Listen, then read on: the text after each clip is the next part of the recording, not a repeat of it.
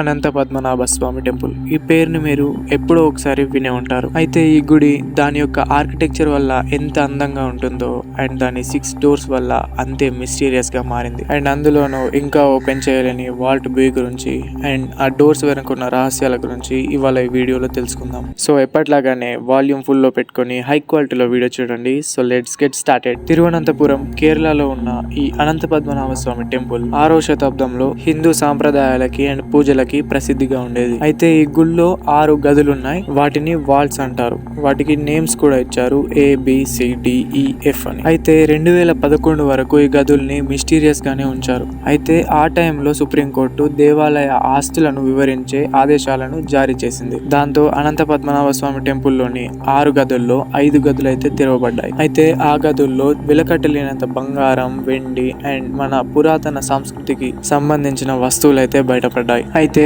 ఆ 6 గదుల్లో 5 గదులను అయితే తెరవగలిగారు, కానీ ఆ ఒక్క గదైన వాల్ట్ బి మాత్రం తెరవలేకపోయారు. అయితే ఈ గదే ఈ గుడిని ఇంకా మిస్టీరియస్ గా మార్చింది. ఈ గదిని దైవిక సర్పాలు కాపాడుతున్నట్టు అండ్ ఆ గదికి ఒక శాపం ఉన్నట్టుగా అక్కడ వాళ్ళు చెప్తున్నారు. అయితే ఈ గదిని సరైన ప్రాసెస్ లో ఓపెన్ చేయకపోతే ఫలితాలు తీవ్రంగా ఉంటాయని నమ్ముతారు. ఈ గది యొక్క తలుపు పైన సర్పాల ఆకారాలు ఉంటాయంట అండ్ అవి కూడా ఒక మంత్రంతోనే సేఫ్ గా ఓపెన్ అవుతుందంట. ఇంత మిస్టీరియస్ గా ఉన్న వాల్ట్ ని తెరవడానికి మన గవర్నమెంట్ చాలా ప్రయత్నాలు చేసింది, కానీ ఈ ప్లేస్ ని ఎంతో పవిత్రంగా భావించే భక్తులు అండ్ ఆ నమ్మకాలని నమ్మే పూజారులు కూడా దీన్ని వ్యతిరేకించారు. దీంతో ఆ తలుపుని తెరవాలా లేక అలాగే సురక్షితంగా ఉంచాలా అనే దానిపై డిబేట్ ఇంకా నడుస్తోంది. అండ్ 2 వైపుల నుంచి బలమైన వాదనలు అయితే వస్తున్నాయి. అండ్ ఈ వాల్ట్ బి సీక్రెట్ ఇప్పటికీ ఎంతో మందిని ఆకర్షిస్తోంది. అయితే ఆ తెరవబడిన గదిలో ఏదైనా ఉండొచ్చు, మన ఊహలకు అందనిది లేక బియాండ్ ద హ్యూమన్ ఏదైనా ఉండొచ్చు.